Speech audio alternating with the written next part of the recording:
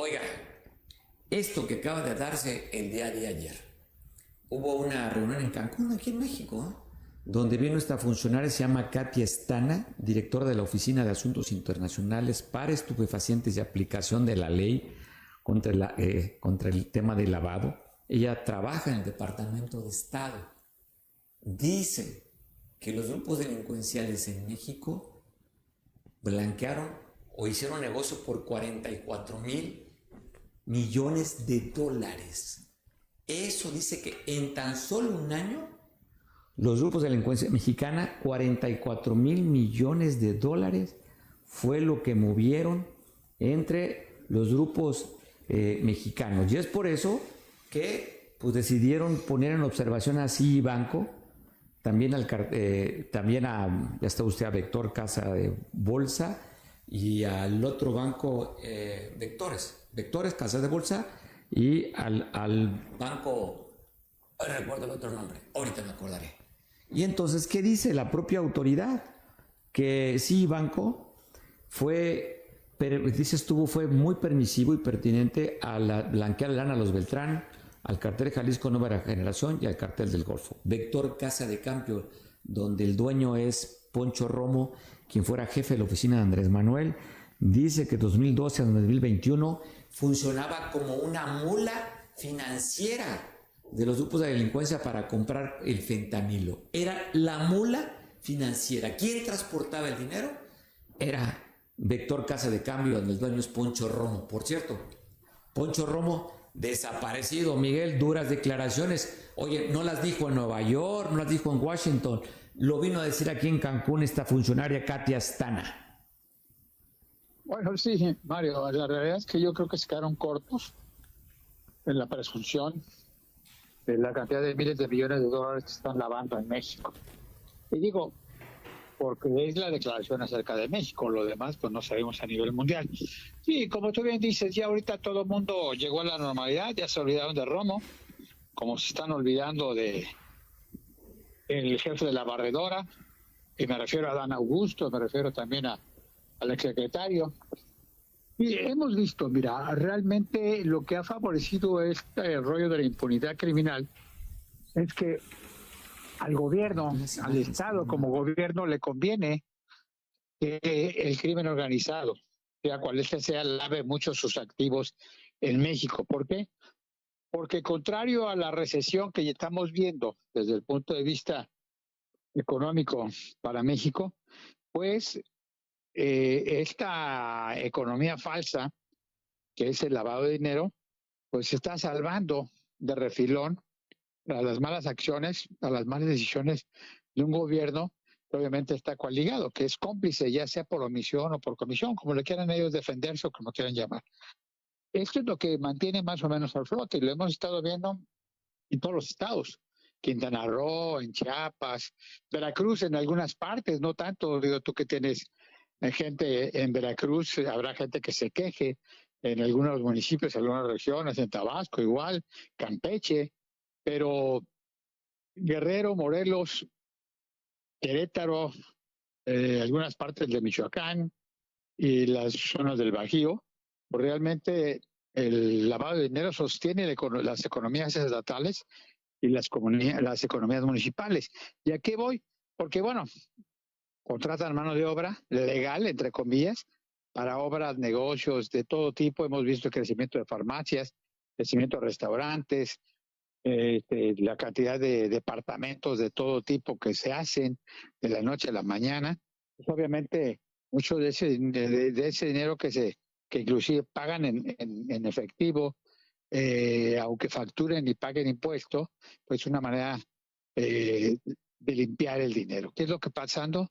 Que no es nada más dinero de las drogas, sino ya vimos del huachicol fiscal, del contrabando en aduanas, y en lo cual pues hemos visto también el crecimiento de muchos negocios, digo, con todo el debido respeto, tú ves algunos negocios de productos chinos y dices de dónde sacan tanta lana porque su volumen de ventas, aunque sea el mayoreo, no contrasta con la realidad de lo que ellos manejan en efectivo, sobre todo.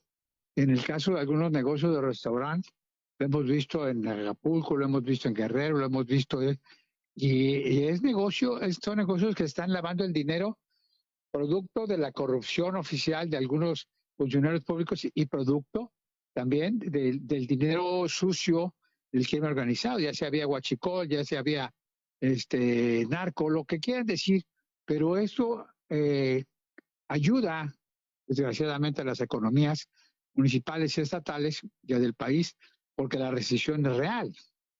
Eso es lo que estamos viendo. Y la cifra que se maneja, porque realmente se me hace no escandalosa, sino se me hace inclusive muy conservadora, porque hemos estado viendo a lo largo y ancho. Tú ves el modelo. Las remesas que mandaron los paisanos el año pasado andaban cerca de los 56 mil millones de dólares, o sea, casi igual. Bueno, hay diferencias, 6 millones es una diferencia grande, pero 44 mil millones de dólares, Miguel, es una fortuna. Sí, y bueno, las remesas fue la primera alerta de lavado de dinero.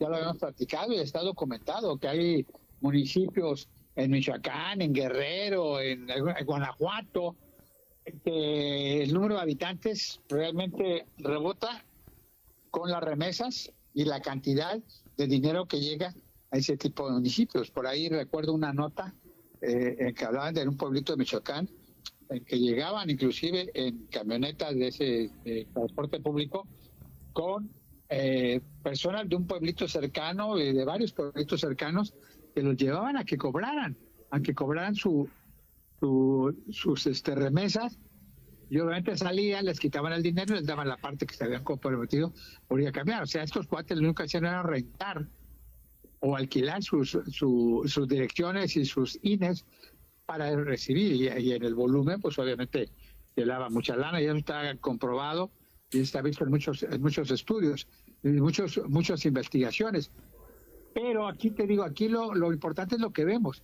Ya vemos cómo muchos funcionarios públicos son dueños de gasolineras, son dueños de hoteles, son dueños de restaurantes, son dueños de muchas cosas, y realmente el movimiento de un comercio de estos para la lana que dicen estar moviendo no checa, no hay lógica financiera en muchos de estos casos.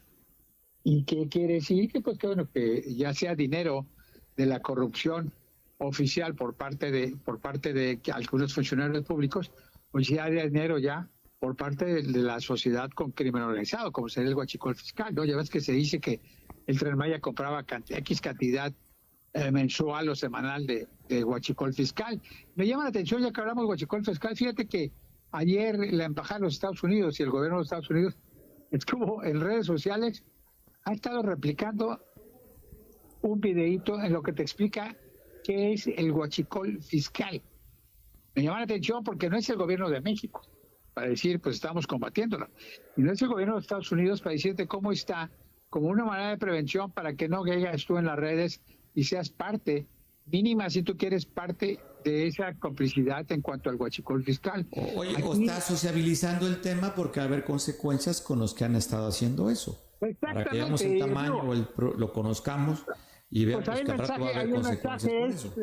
Para aduanas, el mensaje es para aduanas y para los dueños de gasolinera, los transportistas y todo eso.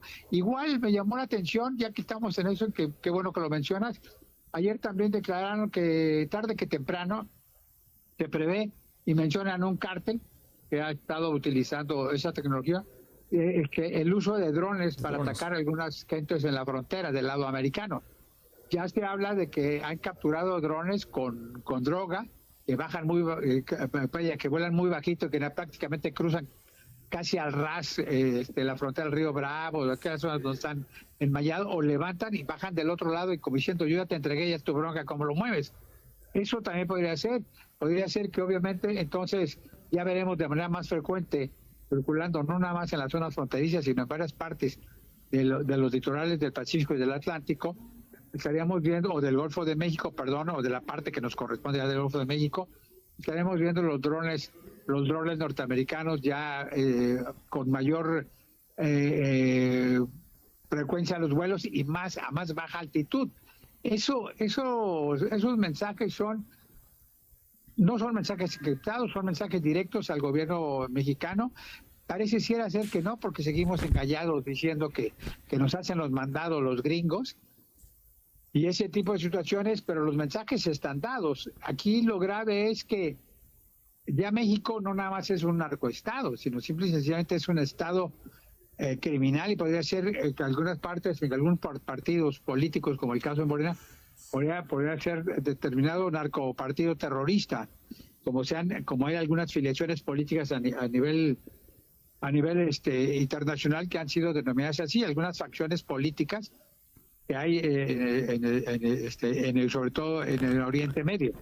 Esto es lo que hay que preocuparse, pero te digo, puede ser por eso mismo que es parte de la sociedad por omisión, el hecho de que se permite el lavado precisamente porque evita la caída estrepitosa. Ya ves que ayer inclusive pues se habla del nuevo Pemex Proa, ya vamos a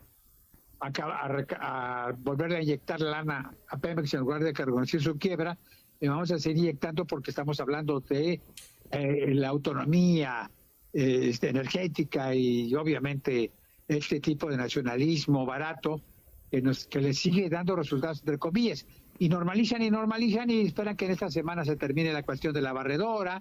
Ya ahorita tú volviste a mencionar Romo, a ver si no te echan bronca para censurar, por cómo te vas recordar a Romo, el narcofinanciero de la narcosecta cercana a Andrés Manuel, porque ves que ellos tenían una interpretación muy diferente. Cuando ellos eran parte de la oposición antes de ser gobierno, todo el mundo era rata menos ellos. Ahora todo el mundo los ataca porque ellos son blancas palomas y han acabado la corrupción y están nadando en el dinero. Pura politiquería, tú.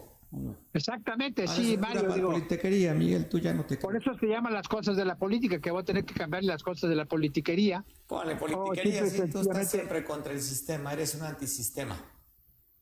No, más bien soy antisistema, pues digo, la verdad es que al final de cuentas tú ves, en el caso de Acapulco, en el caso de la Cosa, en el caso de algunas partes del estado, tú ves y conoces amigos que dicen en la costa andaba pata para raíz o en la montaña andaba pata para raíz, y ahora pues de las urus y de las grandes camionetas machuchonas no los bajas, y a ti ya tú pasas a ser un humilde personaje de clase media bajísima porque traes un carrito de $500,000, Mario. Sí, pues así estamos, así está la economía. Pues te mando un abrazo, Miguel, que estés bien en este miércoles, te saludamos. Saludos.